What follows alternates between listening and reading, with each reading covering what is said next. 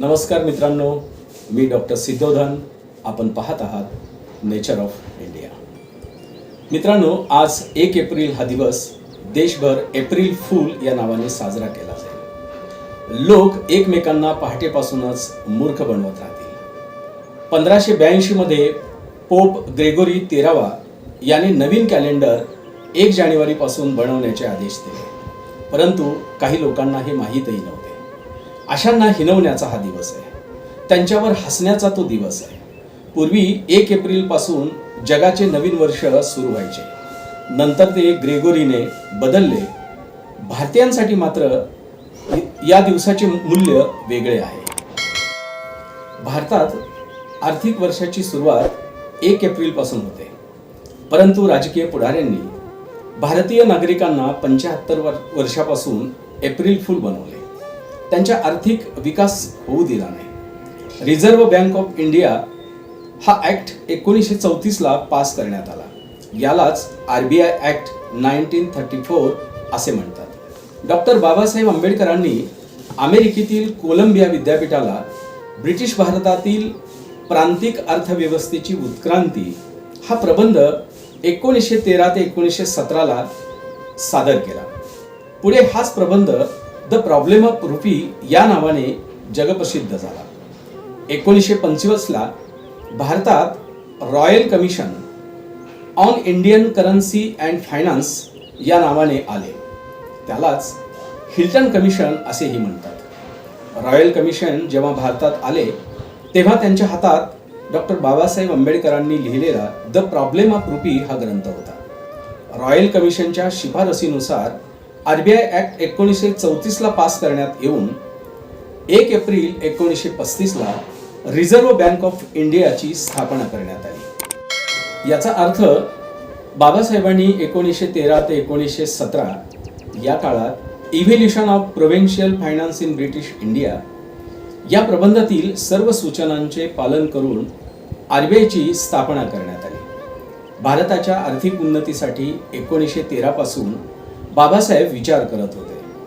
भारताच्या आर्थिक उन्नतीसाठी भारतात एक सर्वोच्च बँक असणे आवश्यक आहे असे बाबासाहेबांना वाटत होते. भारतातील इतर पुढारी राजकीय पटलावर अजून आले नव्हते तेव्हापासून बाबासाहेब राष्ट्रहितासाठी लढत होते. तरीही त्यांचा द्वेष केला जातोय. डॉक्टर बाबासाहेब आंबेडकरांनी राष्ट्र निर्मितीसाठी 18 तास अभ्यास करून आपल्या रक्ताचा थेंबनी थेंब वाटवला. परंतु भारतातील काही धर्मांध लोकांना बाबासाहेबांच्या राष्ट्रीय कार्याबद्दल अजूनही आदर वाटत नाही. त्यांचा अनादर करण्यातच त्यांना अभिमान वाटतो. त्याचे कारण अजूनही मनामनात घर करून बसलेली जात हेच आहे. बाबासाहेबांचा फोटो स्वीकारणे किंवा त्या जातीचा प्रतिनिधी सोबत ठेवणे याला परिवर्तन म्हणता येत नाही. तर बाबासाहेबांची राष्ट्रीय विचारधारा स्वीकारून देशाला विकसित बनवणे हे खरी परिवर्तन आहे. बाबासाहेब हे व्यक्ती नाही आहेत. तो एक समग्र परिवर्तनाचा युगविचार आहे. हा विचार रक्तात संचारल्याशिवाय हे राष्ट्र नागरिकांचे होऊ शकत नाही. आजचे राष्ट्र हे राजकीय पक्षांचे आहे. हा किती चांगला तो किती वाईट हे सांगणाऱ्यांचे आहे. गोदी समर्थक आणि गोदी विरोधकांचे आहे. परंतु ज्या ध्येयाने प्रेरित होऊन भारतीय संविधान निर्माण झाले, हे राष्ट्र निर्माण झाले, त्याच्याशी आजच्या राजकीय पक्षांचे काही देणे घेणे राहिले नाही. राष्ट्रीय स्वायत्त संस्थांचा गैरवापर करून चांगल्या लोकांना जेरबंद करणं, त्यांची संपत्ती शीलबंद करणं, उद्योगपतींच्या संपत्तीवर डाका घालून त्या पैशांचा गैरवापर करणं, देशाला कर्जात बुडवून देशाची संपत्ती लुटणं हाच सत्ताधारी लोकांचा धंदा बनला आहे. लोकांचे सरकार ही एक वल्गना आहे. सत्ता लोकांच्या हाती जाऊ नये.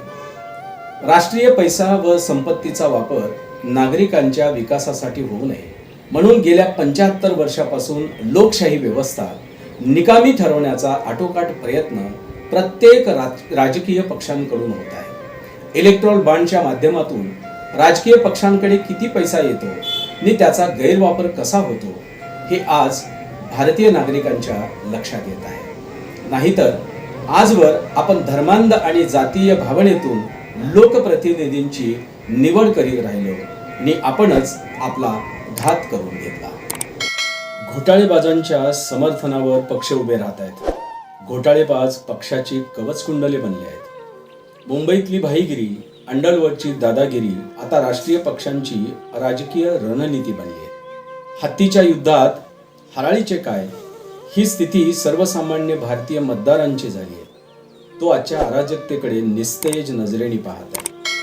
इथे बुद्ध, बाबासाहेब, राम, गांधी, धर्म, जात मानवी मूल्यांसाठी नव्हे तर राजकीय सत्तेसाठी वापरले जात आहेत. निरक्षर निर्बुद्ध लोकांना विश्वगुरू असल्याचे भासून राष्ट्रीय संपत्तीचे खुलेआम विक्री चालू आहे. RBI पासून ते SBI पर्यंतच्या सर्वच राष्ट्रीयकृत बँका मॅनेज केल्या जात आहेत. सर्वसामान्य मतदार, राजकीय अभ्यासक इत्यादींना तर या घोटाळेबाजांचा अजूनही अंत लागलेला नाही. ते धर्माच्या आणि जातीच्या नादातच मशगूल आहेत.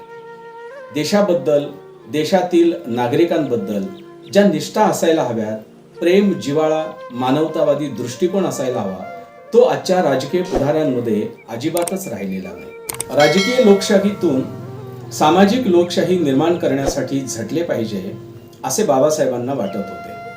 26 जानेवारी 1950 पासून राजकीय बाबतीत आपणाला समता मिळणार आहे, पण सामाजिक आणि आर्थिक बाबतीत समता प्रस्थापित करण्याची टाळाटाळ आपण किती काळ करणार आहोत, असा प्रश्न बाबासाहेबांनी घटनेवरील शेवटच्या भाषणात विचारलेला होता. डॉक्टर बाबासाहेब आंबेडकरांकडे आपण सर्वच देशवासियांनी एका निकोप राष्ट्रीय दृष्टीने पाहणे अत्यंत आवश्यक आहे. तरच आपल्या राजकीय आणि सामाजिक लोकशाहीचे अस्तित्व चिरंजीवी होऊ शकेल. अन्यथा निर्भय बनो यासारख्या तात्कालिक उपायाने देश निर्भरही बनणार नाही आणि निर्भयही बनणार नाही.